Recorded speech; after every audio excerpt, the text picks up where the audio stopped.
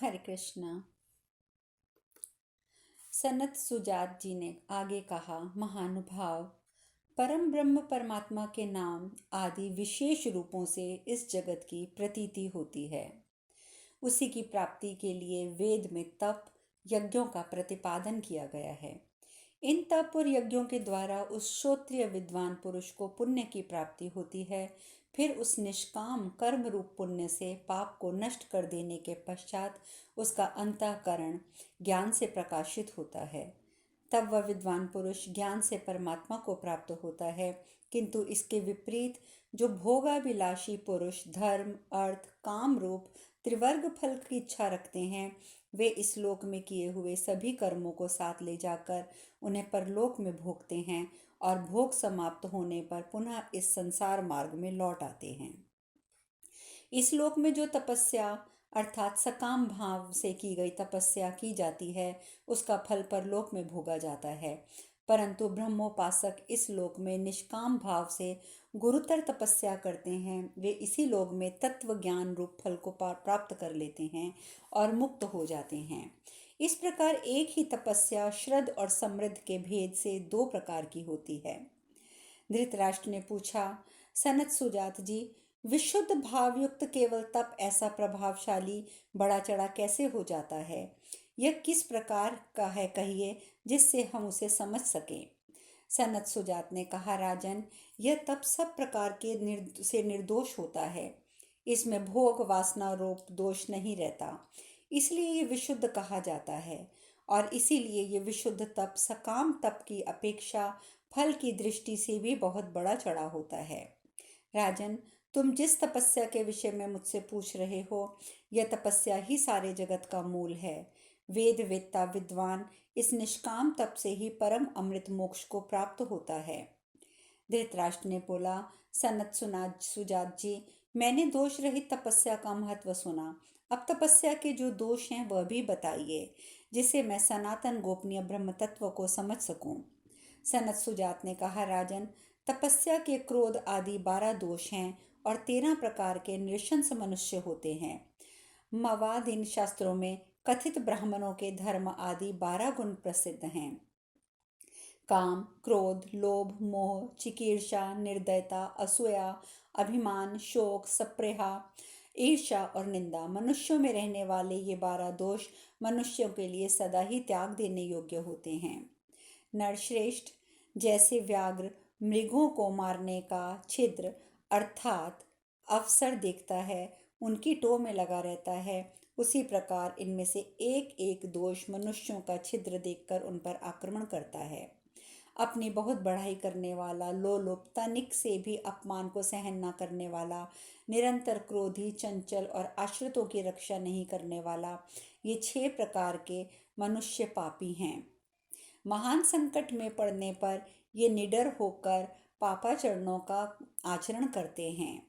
संभोग में ही मन लगाने वाला, विषमता रखने वाला, अत्यंत मानी, दामी, दान देकर पश्चाताप करने वाला, अत्यंत कृपण, अर्थ और काम की प्रशंसा आदि करने वाला तथा स्त्रियों के द्वेषी, ये 7 और पहले 6 कुल 13 प्रकार के मनुष्य निशंस वर्ग क्रूर समुदाय के कहे गए हैं।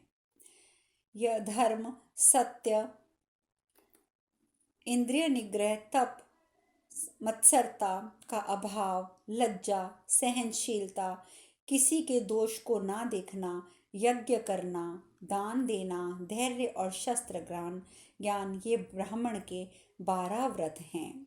जो इन 12 व्रतों पर अपना प्रभुत्व रखता है, वह इस संपूर्ण पृथ्वी के मनुष्यों को अपने अधीन कर सकता है।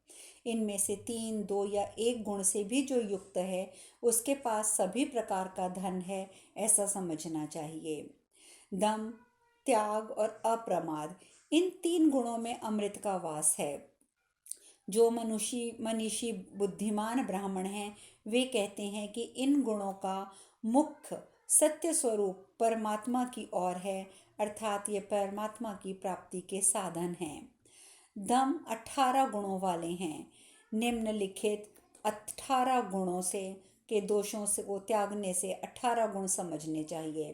कर्तव्य अकर्तव्य के विषय में विपरीत धारणा, असत्य भाषण, गुणों में दोष दृष्टि, स्त्री विषयक कामना, सदा धनोपार्जन में लगे रहना, भोग इच्छा, क्रोध, शोक, तृष्णा, लोभ, चुगली करने की आदत, डाह, हिंसा, संताप, शास्त्र में अरत्ती, कर्तव्य की विस्मृति, अधिक बकवाद और अपने को बड़ा समझना, इन दोषों से जो मुक्त है उसी को सत्पुरुष दाना अर्थात जितेंद्रिय कहते हैं। मद में 18 दोष हैं। ऊपर जो दम के विषय में विषय परक सूचित किए गए हैं वे मद के दोष भी बताए गए हैं। त्याग 6 प्रकार का होता है। वह 6 प्रकार का त्याग अत्यंत उत्तम है, किंतु इसमें तीसरा अर्थात काम त्याग बहुत ही कठिन है। इसके द्वारा मनुष्य त्रिविध दुखों को निश्चय ही पार कर जाता है। काम का त्याग कर देने पर सब कुछ जीत लिया जाता है। राजेंद्र, 6 प्रकार का जो सर्वश्रेष्ठ त्याग है उसे बताते हैं। लक्ष्मी पाकर हर्षित ना होना यह प्रथम त्याग है। यज्ञ होम आदि तथा कुएं, तालाब और बगीचे आदि बनवाने में धर्म खर्च करना दूसरा त्याग है। सदा वैराग्य से युक्त रहकर काम का त्याग करना ये तीसरा त्याग है।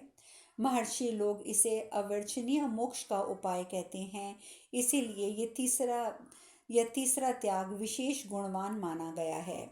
वैराग्य पूर्वक पदार्थों में त्याग से जो निष्कामता आती है, स्वेच्छा पूर्वक उनका उपयोग नहीं आती। अधिक धन संपत्ति संग्रह से निष्कामता नहीं होती और कामना पूर्ति के लिए उपभोग करने से काम का त्याग नहीं होता।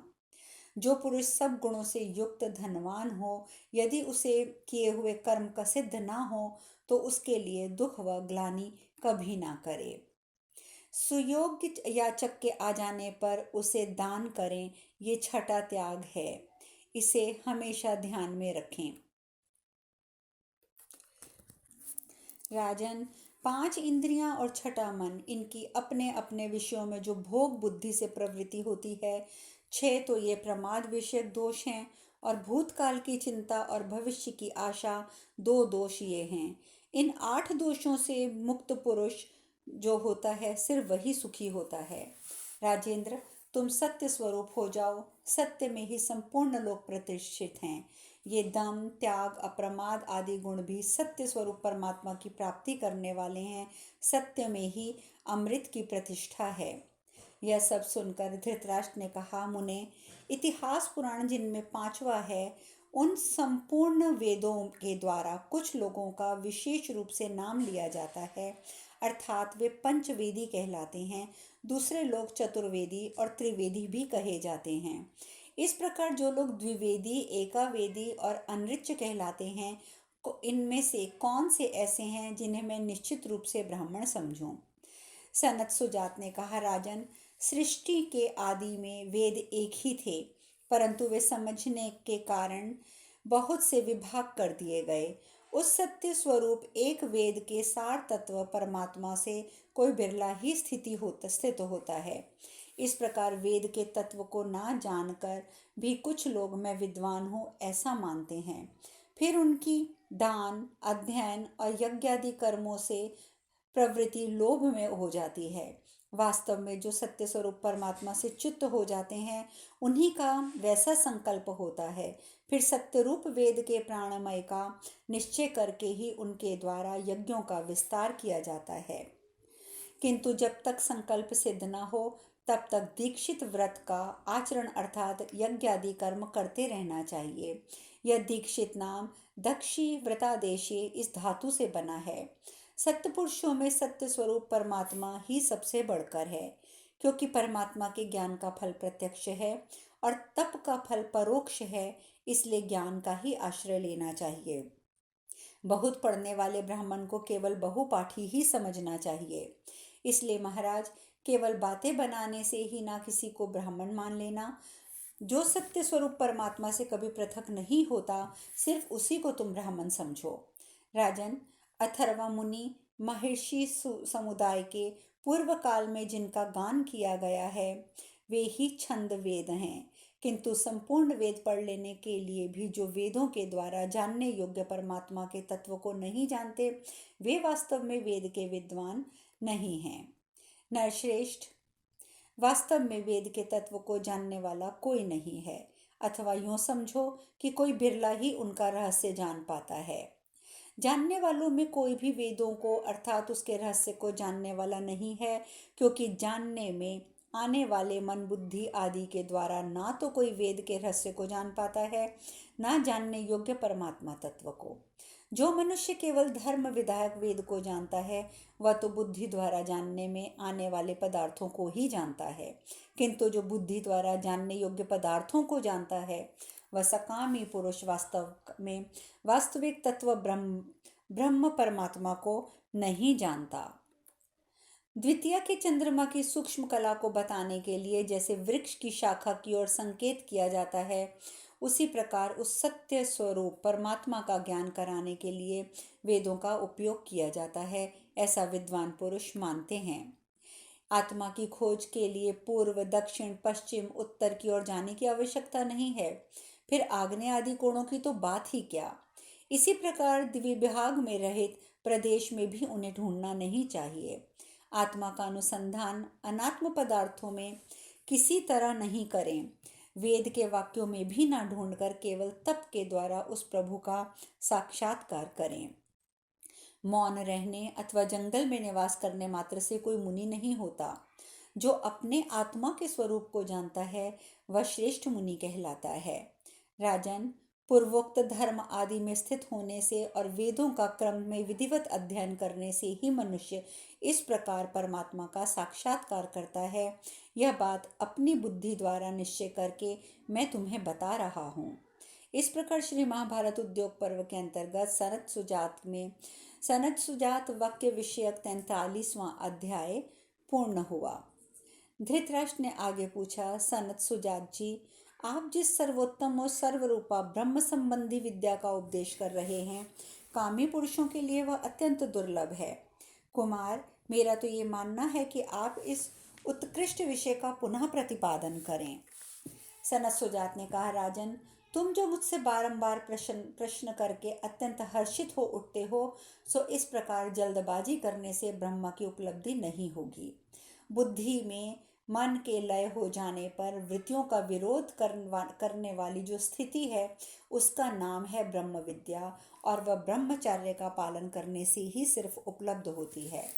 धृतराष्ट्र ने कहा, जो कर्मों द्वारा आरंभ होने योग्य नहीं है तथा कार्य के समय में भी जो इस आत्मा में नहीं रहती है, उस अनंत ब्रह्मा से संबंध रखने वाली इस सनातन विद्या को यदि आप ब्रह्मचर्य से प्राप्त करने योग्य बता रहे हैं, तो मुझ जैसे लोग ब्रह्म संबंधी अमृतत्व अर्थात मोक्ष को कैसे पा सकते हैं। सनत सुजात जी बोले, अब मैं सच्चिदानंद घन अव्यक्त ब्रह्म से संबंध रखने वाली विद्या का वर्णन करूंगा, जो मनुष्य को बुद्धि और ब्रह्मचार्य द्वारा प्राप्त होती है, जिसे पाकर विद्वान पुरुष इस मरणाधर्म शरीर को सदा के लिए त्याग देते हैं और जो वृद्ध गुरुजनों में नित्य विद्यमान रहती है। धृतराष्ट्र ने कहा, ब्राह्मण, यदि ये ब्रह्म विद्या ब्रह्मचार्य द्वारा ही सुगमता से मानी जा सकती है, तो पहले मुझे ये बताइए कि ब्रह्मचर्य का पालन कैसे होता है। सनत सुजात बोले, जो लोग आचार्य के आश्रम में प्रवेश कर अपनी सेवाओं से उसके अंतरंग भक्त को हो ब्रह्मचर्य का पालन करते हैं, वे यहीं शास्त्रकार हो जाते हैं। वह देह त्याग के पश्चात परम योग रूप परमात्मा को प्राप्त होते हैं। इस जगत में जो लोग वर्तमान स्थिति में रहते हुए भी संपूर्ण कामनाओं को जीत लेते हैं और ब्राह्मी स्थिति को प्राप्त करने के लिए नाना प्रकार के द्वंद्वों को सहन करते हैं, वे सत्व गुण में ये स्थित हो यही मूंज की सीख की भांति इस देह से आत्मा को विवेक द्वारा पृथक कर देते हैं। भरत, यद्यपि माता और पिता ये दोनों ही इस शरीर को जन्म देते हैं, तथापि आचार्य के उपदेश से जो जन्म होता है वह परम पवित्र और अजर अमर है। जो परमार्थ तप के उपदेश से सत्य को प्रकट करके अमृतत्व प्रदान करते हुए ब्राह्मणादि वर्णों की रक्षा करते हैं, उन आचार्य को माता पिता ही समझना चाहिए और उनके द्वारा किए गए उपकार का स्मरण करके उन्हें कभी उनसे द्रोह नहीं करना चाहिए। ब्रह्मचारी शिष्य को चाहिए कि वह नित्य गुरु को प्रणाम प्रणाम करे, बाहर भीतर से पवित्र हो, प्रमाद छोड़कर स्वाध्याय में मन लगाए, अभिमान ना करे, मन में क्रोध को स्थान ना दे। यही ब्रह्मचार्य का प्रथम लक्षण है। जो शिष्य की वृत्ति के कर्म से ही जीवन निर्वाह करता है और जीवन निर्वाह करता हुआ पवित्र विद्या को प्राप्त होता है, उसका ये नियम भी ब्रह्मचार्य व्रत का पहला ही पाद कहलाता है। अपने प्राण और धन लगाकर भी मन, वाणी और कर्म से आचार्य का प्रिय करें, यह दूसरा पाद कहलाता है। गुरु के प्रति शिष्य का जैसा श्रद्धा और समानता पूर्वक बर्ताव हो, वैसा ही गुरु की पत्नी और पुत्र के साथ भी होना चाहिए। यह भी ब्रह्मचार्य का द्वितीय पाद कहलाता है। आचार्य जो उपकार किया है, उसे ध्यान में रखकर उसका जो प्रयोजन सिद्ध हुआ है, उसका भी विचार करके मन ही मन प्रसन्न होकर शिष्य आचार्य के प्रति ऐसा भाव रखता है जो बड़ी उन्नत अवस्था में उसे पहुंचा देता है। ये ब्रह्मचार्य का तीसरा पाद कहलाता है। आचार्य के उपकार का बदला चुकाए बिना, अर्थात गुरु दक्षिणा आदि के द्वारा उसे संतुष्ट किए बिना विद्वान विश्व शिष्य वहां से अन्यत्र कहीं ना जाए। दृश्य कभी मन में ऐसा विचार ना लाए कि मैं गुरु का उपकार कर रहा हूँ, और मुंह से कभी ऐसी बात ना निकाले। ये ब्रह्मचार्य का चौथा पाद है।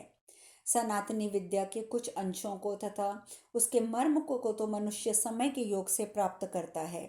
कुछ अंश को गुरु के संबंध से तथा कुछ अंश को अपने उत्साह के संबंध से तथा कुछ अंश को परस्पर शास्त्र से विचार से प्राप्त करता है।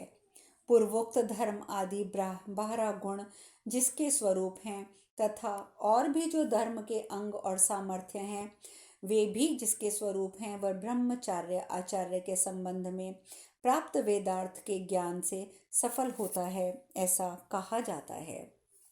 इस प्रकार ब्रह्मचार्य पालन में प्रवृत्त हुए ब्रह्मचारी को चाहिए कि जो कुछ भी धन भिक्षा में प्राप्त हो, उसे आचार्य को अर्पण कर दे।